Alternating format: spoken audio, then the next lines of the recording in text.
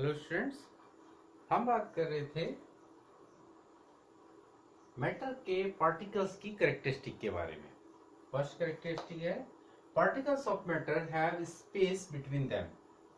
Matter के जो particles हैं उनके बीच में स्पेस होता है। एग्जांपल आप दे सकते हैं, एक ग्लास में आप take some water and mark them, वहां पर आप मार्क कर दीजिए और एक 1 टेबल स्पून सॉल्ट आप इसके अंदर मिक्स करिए। जब हम इसके अंदर कुछ चीज मिक्स कर रहे हैं, सॉल्ट हम मिक्स कर रहे हैं इसमें, तो इसका वॉल्यूम बढ़ना चाहिए, लेकिन ऐसा होता नहीं है। तो सॉल्ट कहाँ गया? सॉल्ट जो वाटर के इंटरमॉलिक्यूलर स्पेस है, दो मॉलिक्यूल्स के बीच में जो स्पेस है, सॉल्ट के पार्टिकल्स वहां चले जाते हैं और हम देखते हैं कि ये जो मार्क जहां पर हमने किया था वो अनचेंज रहता है। सेकंड है particles of matter are continuously moving. Particles जो हैं वो हमेशा मूव करते रहते हैं। इसका एग्जांपल बहुत अच्छा है, देखने के लिए आप क्या कर सकते हैं, एक ग्लास के किसी भी बीकर में आप, या कांच के ग्लास में आप बिल्कुल अनटच करके उसको छोड़ दीजिए और एक कुछ पार्टिकल्स उसमें कॉपर सल्फेट के बहुत धीरे से आप उसके अंदर डाल दीजिए, तो आप देखेंगे कि after some time copper sulphate का जो वॉयलेट कलर है वो पूरे ग्लास में फैल जाता है। ऐसा क्यों होता है?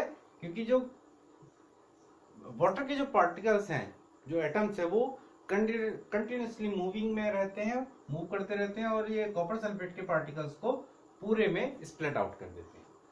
थर्ड है आपका particles of matter attract each other. Matter के पार्टिकल्स एक दूसरे को अट्रैक्ट किए रहते हैं, एक बॉन्ड से बंधे रहते हैं। एग्जाम्पल है, अगर आप किसी रबड़ को स्ट्रेच करें तो जब आप उसे रिलीज करते हैं तो उसके पार्टिकल्स अट्रैक्शन की वजह से वापस अपनी स्पेस पे आ जाते हैं। या एक आयरन की नेल लें, आप उसको अगर हैमर से आप पीटते हैं तो क्या होता है, वो जल्दी से ब्रेकआउट नहीं होती है।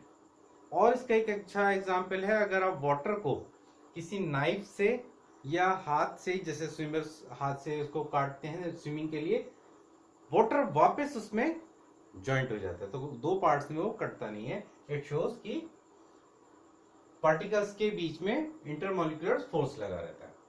Now the next question is the mass per unit volume of the substance is called density. Density क्या होती है? मास पर वॉल्यूम, ये कहलाती है डेंसिटी। यहां पर कुछ नाम दे रखे हैं आपको, आपको इसको अरेंज करना है। Arrange the following in the order of increasing density. Density जैसे जैसे इंक्रीज होती है उसके ऑर्डर में हमें इन्हें लगाना है। एयर है, exhaust from chimney, Honey, water, chalk, cotton और आयरन। इनको डेंसिटी के अकॉर्डिंग हमें लगाना है। पहले में आएगा आपका एयर, सेकंड नंबर पे आपका आएगा एग्जॉस्ट फ्रॉम चिमनी, चिमनी से जो गर्म हवा निकलती है। थर्ड पॉइंट पर आएगा आपका कॉटन, कॉटन की डेंसिटी और कम होती है।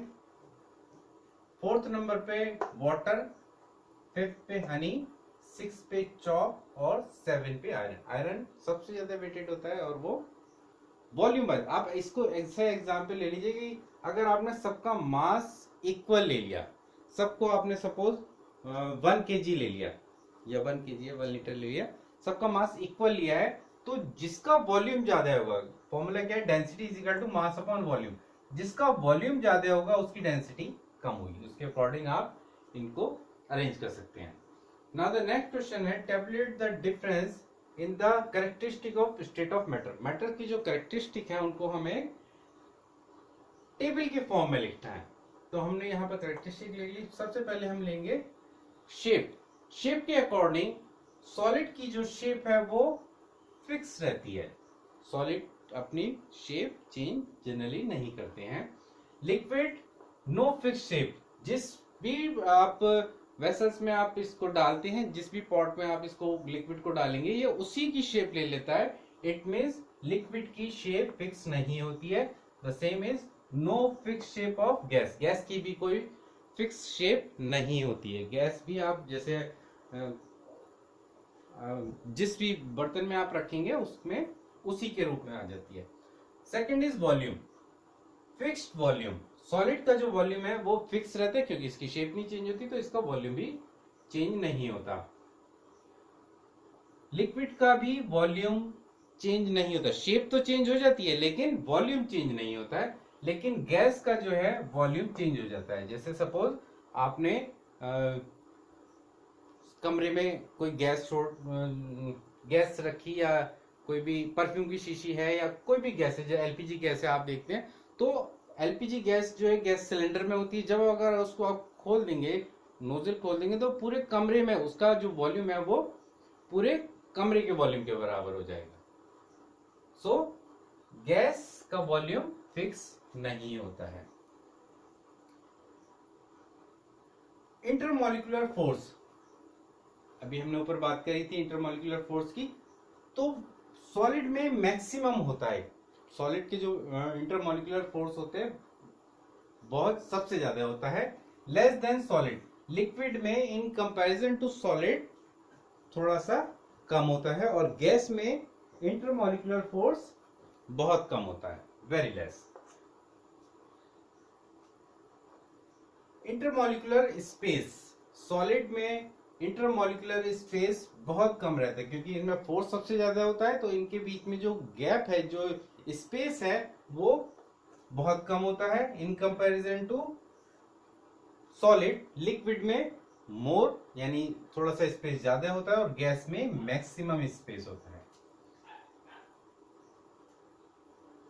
रिजिडिटी या फ्लूइडिटी, सॉलिड जो होते हैं वो कैन नॉट फ्लो, और काफी ठोस होते हैं, सॉलिड होते हैं, और फ्लो नहीं करते, जहां पर रखा है वो वहीं रखा रहता है।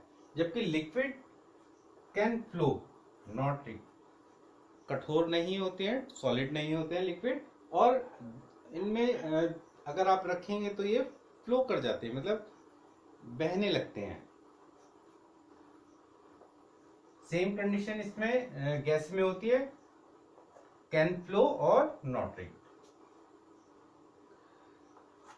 कंप्रेसिबिलिटी, कंप्रेसिबिलिटी कहते हैं कि अगर हम किसी भी चीज को प्रेशर के साथ उस पर प्रेशर अप्लाई कर दें तो क्या होता है,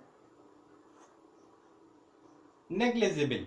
सॉलिड को अगर हम प्रेस करने की कोशिश करें, लकड़ी को अगर हम प्रेस करें, तो वो प्रेस होगी, नहीं प्रेस होगी, बहुत नेग्लिजिबल, ना के बराबर वो प्रेस होती है।